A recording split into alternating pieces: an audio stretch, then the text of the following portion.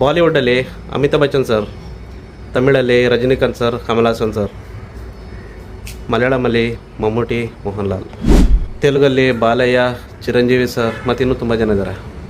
ಇವ್ರದ್ದೆಲ್ಲ movie ಬಂದಾಗ ಅವ್ರವ್ರ ಫ್ಯಾನ್ಸ್ಗಳು ಎಷ್ಟು ಕ್ರೇಜ್ ಆಗಿರ್ತಾರಲ್ವ, ಅದೇ ರೀತಿ ನಮ್ಮ ಕನ್ನಡ ಇಂಡಸ್ಟ್ರಿಯಲ್ಲಿ ಇವರೆಲ್ಲ ಇದ್ದಿದ್ರೆ ನಮ್ಮ ಇಂಡಸ್ಟ್ರಿ ಯಾವ ಲೆವೆಲಿಗೆ ಇರ್ತಿತ್ತು, ಈಗಲೂ ಕೂಡ ಯಾವ ಕ್ರೇಜಲ್ಲಿ ಇರ್ತಿತ್ತು ಅಂತ ಇಮೇಜನ್ನು ಸಹ ಮಾಡ್ಲಿಕ್ಕೆ ಆಗ್ತಾಯಿರಲಿಲ್ಲ.